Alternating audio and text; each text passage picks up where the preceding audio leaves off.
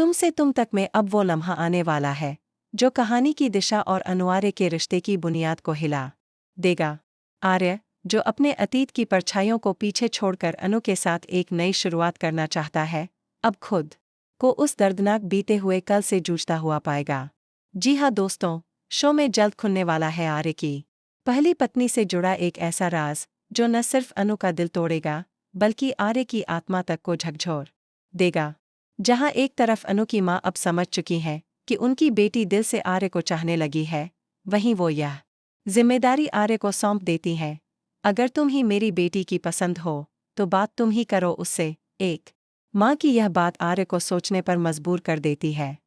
उधर घर में आई एक रहस्यमयी महिला भविष्यवाणी करती इस घर में बहुत जल्द शहनाइयां बजेंगी और आपकी बेटी का हमसफर तो यहीं कहीं आसपास है।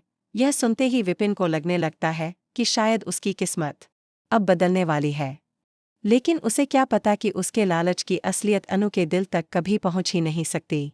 इसी बीच आर्य अनु से एक मासूम सवाल करता है, तुम्हें लव मैरिज पसंद है या अरेंज? अनु बिना झिझके जवाब देती है, लव मैरिज। और बस इस एक जवाब से आर्य का दिल जैसे फिर से धड़कने लगता है, जैसे वो खुद को अनु के दिल के और भी करीब महसूस करता है।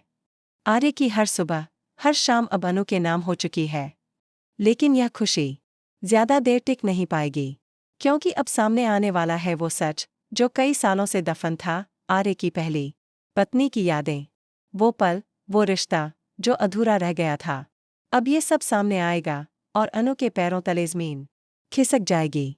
क्या अनु यह सच्चाई जानकर भी आर्य से अपना रिश्ता निभा पाएगी? क्या आर्य के दिल में आज भी कहीं उसकी पहली पत्नी की जगह है? और अगर वो पत्नी वापस लौट आई तो क्या अनु के सारे सपने बिखर जाएंगे? यह कहानी अब एक ऐसे मोड़ पर है जहां दिल और वादा दोनों की परीक्षा होनी।